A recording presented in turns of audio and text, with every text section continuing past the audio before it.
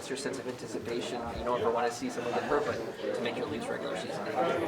Yeah, no, it's never good to see a teammate go down, so we wish him the best and speedy recovery. But no, I'm excited tomorrow to play in my hometown here with the Leaf jersey on, and I think it'll be a pretty cool moment for me, and I'm really excited. Will there be lots of family? Yeah, I'm sure there will be. What's the feel like today in practice with a guy like Gio? Yeah, it's good. I mean, I got to play with him a little bit during preseason, so kind of know his game a little bit, and then playing against him obviously. So no, it's good to be playing with kind of a veteran guy who knows the game really well. So I'm very excited. When you're at your best, what do you bring into this team? I think a lot of speed, jumping in the play, creating odd man rushes, moving the puck up quickly, and also trying to stay out of our end as fast as possible. Just breaking out quickly and just trying to move the puck. I know it's a tough question to ask, but maybe tougher to answer. What was it like to be waived and be sent to the minors? Yeah, it was something that I wasn't. Well, I kind of figured that was going to be the case, and it did happen. So when I was down there, just trying to do my best, keep playing the way I was. I thought I had a really strong camp, so just play my game and then hopefully get the call up. And now 2 games in the and back up here, so I just got to bring the same game I played down there and I played in preseason. I think I'll be good. What have you learned from Mark since training camp and being up here? I think it's just hard work. Just always work hard. There's a lot of guys here. Even though there's guys on the injured that are coming back, you always want to play your best. You want to try to keep your spot. So I think that's it. But from Mark specifically, like what have you picked up from Gio? Like, yeah, from Gio, just learned. Not for me. Sorry. Maybe. I should have rephrased it. I apologize. No, just gotta be patient with the puck. Everything. He's got a lot of poise back there. Obviously, he's been in the league a long time. He knows kind of the right way to play. So just kind of learning that from him and just kind of play the same way. Nick Robertson also making his season debut. They would appear tomorrow. Matt Murray said he's got one of the hardest snapshots in the team. I'm sure you can confirm that based on the morning skate here the other day. Yeah, no, I felt that shot right on my leg, no padding there. So definitely hurts. Still hurts a little bit, but no, he's got a great shot, and I'm really excited for him tomorrow. It'll be a pretty cool experience for him. It still hurts. Yeah, it still hurts. Where'd it get you? Got me right here. Right above the shin, right below the shin, right above the skate. Oh. So just a bruise, hard to put your foot Just a bruise, inside yeah. the skate? Yeah, exactly. Yeah, about 10 days ago now. Yeah. Jeez. Yeah. All right. Hey Mitch, Sheldon after the game the other night, he said he feels like the top guys struggling still to get in a rhythm.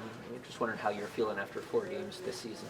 Yeah, obviously it takes a little bit to get everything going, but I think we feel good with where we are. I mean, a lot of stuff happens behind these doors when you guys aren't here and when fans aren't here. So we talk about all that stuff. We know what we need to do to be successful. When you hear the coach say his elite players, one of the elite players, what goes through your mind? Like I said, I talked to him today. He explained what he meant to say and how it came out and everything like that. And I'll leave it at that. But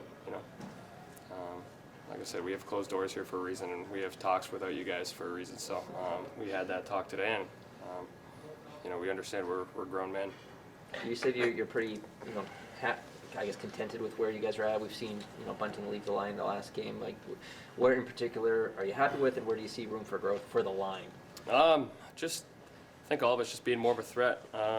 Obviously, when you have a goal scorer like Austin, a lot of people really want to take away his space, his time in the O-zone. So for me and Bunts, I think we just got to make sure when that's happening, we got to take our ice, we got to take it more to the net, challenge the opponents one-on-one a little more and do that. And I think we did that better last game. We got to infiltrate the inside a little more, but that'll just come. Can I ask you, Mitch, why you had that conversation with the coach today? Did you bring it up? Did you think it was a subject that you needed to address with him? No, not at all. No, he called us in and we had a talk, and it was all good. I mean, like I said, that's part of this game is to talk to one another and explain what you meant. So I don't think anyone was hurt by the comments or anything like that. So can I ask who us is? I mean, I'm sure it's the leadership guys are the guys that I don't know who else he talked to, but talked to me for sure. So yeah, it's all good. What's your sense of how Jake's holding up? Yeah, it's doing what he can do. Obviously for him, it's just making sure that if he does come back and play this year or whatever happens, just make sure that he's going to be able to do whatever he wants to do the rest of his life and enjoy the time with his family, his kids, and whatever he wants to do. So I think that's the most important thing. And obviously on the ice for us, it's a big missing piece. He does a lot for us on and off the ice, so just calmness on the ice when he has the puck, penalty kill wise, just the leadership he brings, all that kind of stuff. So it's definitely a big piece that will be missing, but life off the ice is always more important than your family is. We know Victor is going to do his best, he said, coming in. You know him pretty well. What can he bring to the lineup? Yeah, a lot. He's got a great stick out there. He's got some great wheels on him, so he can get up and down the ice very well. He's not afraid to block shots as well. So I think he works with our system pretty well with how we like to get our D active, like to get them jumping in and joining the rush to make odd numbers. So we're excited to get him going, and he's excited to be a part of it too. Well, then Mitch said you sought him out today, and maybe a couple of the other guys, just to explain your post-game comments from the other night. What made you feel compelled to do that, I guess? Well, I had a lot of other things to talk to them about. Right. Just regular check-ins that I have with all of our players. That was on the list of things to discuss, and I guess I'm glad I did it because they didn't know what I was talking about. So it helped them prepare to deal with you guys today at least. But yeah, that's regular check-in with the guys. But that was on the list to discuss. I used some of the wrong words to try to describe what I was trying to describe, which is that the difference in the game I find is just we weren't able to produce. Whether it's power play or 5-on-5, and that's really the difference. With all the puck time we had, everything like that. But by no means was I meaning anything beyond that, which is what I wanted them to be sure of. And as it turned out, they didn't know what I was talking about, but which is a good thing. But at the same time, important that they know where I was coming from. When your players are not going to the net hard and they're not engaged in the game the way you want them to be engaged in the game, how do you get them there? Just continue to emphasize it, practice it, get them to consistently feel that. I don't know that it's necessarily been much of an issue for us in previous games. It's more of a symptom of the Arizona game. Again, as I mentioned, I think it's such a different game when you have the puck. For the first and third periods, we probably had the puck on our stick 75-80% of the time. That's not reality in the NHL in a lot of cases. So it tends to change the look and feel of the game, and we didn't adapt well enough to that situation, but that hasn't been as much of a concern for me in previous games. However, it is something that, as a team, you need to be able to have that mindset and recognize those moments when the opposition's taking away a lot of other options. So you just got to be able to get the puck in there and get some bodies involved. You're still getting to know the team. You take solace, and you had a kind of a struggling October last year and really put it together afterwards. Are you still in that learning phase, do you think, with these guys? Listen, it's 82 game schedule. A lot of things fall into place, and you find your rhythm. I think it's fair to say that offensively we haven't found our rhythm yet, whether it's 5-on-5 or power play. At times it's looked really good, and at other times not as much. But that's probably the one thing that I look at is we had some, whether it's our individual players or our team, we had record-setting type season last year in the regular season, and it took some time to get to that point. So you do have that, but let's not settle on that. Let's be better than that. That's really the message. How much concern is there for Jake? Obviously Jake's had a number of injuries that have been cause for concern for us, and anytime a player gets injured and has as many injuries as Jake has had to deal with, there is concern, of course. How much concern? I don't know. I think it's probably too early to say that at this point.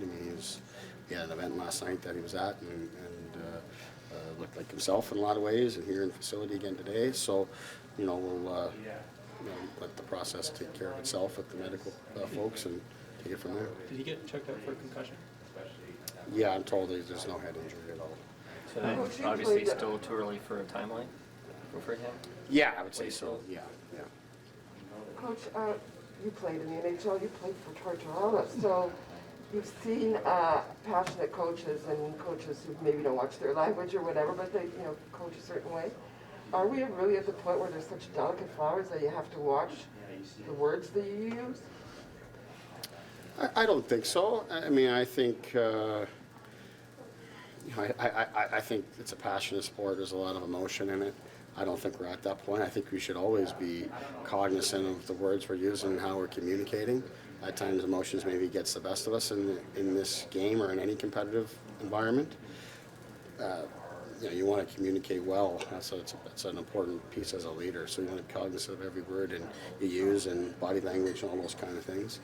But you know, the nature of the sport, you know, sometimes it doesn't make it so, and sometimes a little extra passion behind your message is really what you're looking for there. So I think that's for me as a leader, or any leader, you got to find that balance. What has been your sense of that Matthews Marner bunting group through 4 games here, and as they try and get that rhythm, what can they do?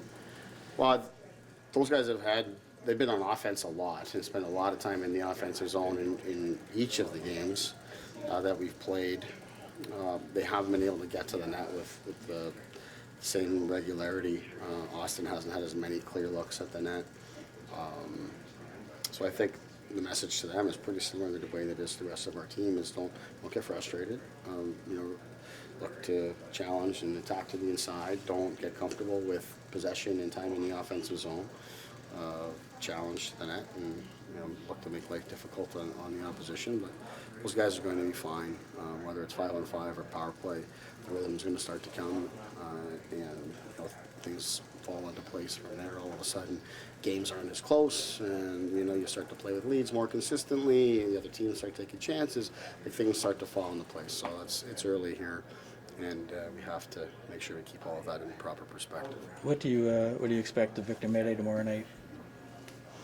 Well, he's a guy who comes in, and you know, despite it would be his first game with us in the regular season, he's got experience in the league, so he should be confident and comfortable that way. He played a lot through preseason.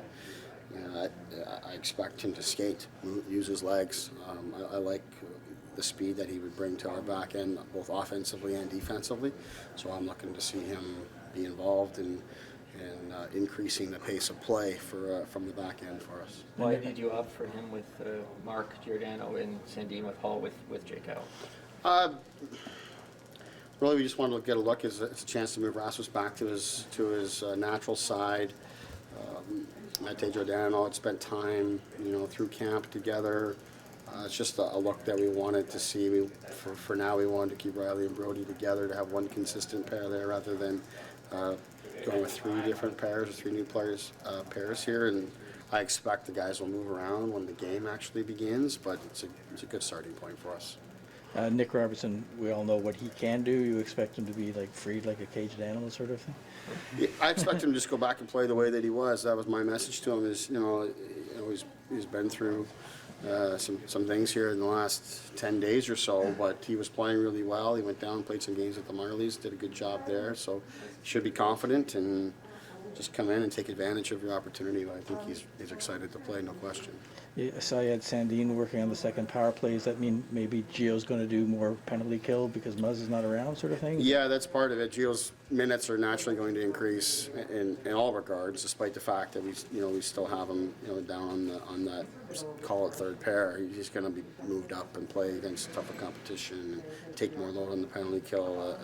At the same time, it gives us more opportunity to get more out of Rasmus, and that's going to be important for us too this time. The power play drill at the end there, where you have penalty killers coming in, timed there, how does that help the group, and what was your sense of that top unit at practice today? Yeah, I thought it was good. I mean, the reason you do that is you're really trying to create opportunities for the speed of the puck in terms of shots and passes, that with less disruption you can just get the rhythm and the feel of the puck snapping around.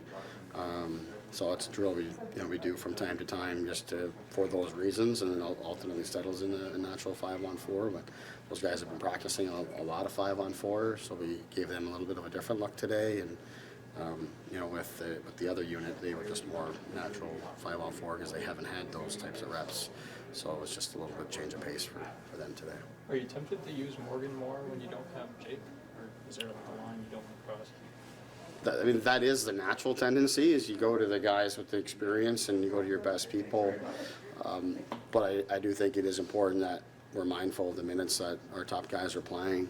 You know, we just finished coming out of 4 games in 6 nights there to start the season, and that in itself takes a toll, and you're going to be going through similar stretches. Like, we have to be mindful of that.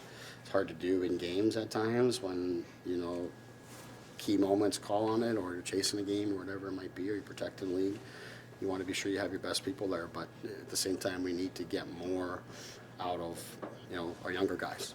Whether it's Sandine coming in or Mete coming in, we need to get more out of those guys. So, giving them the opportunity to go out and play and show that we're confident in them, that's important from our end as well. Good to have Crawl up just to have some experience, if not play at some point in the next while. Yeah, he's a guy we like. I mean, he's had 2 good camps with us here now and hasn't had a lot of really any opportunity in regular seasons, but to have him here and around our group and to stay ready, I think is important. It's also a good message to send for those that had to go down to the Marlies from they're out of camp. I mean, you look at it here now that, whether it's Mete, Crawl, Robertson, even Simmons in his situation, I mean, things happen.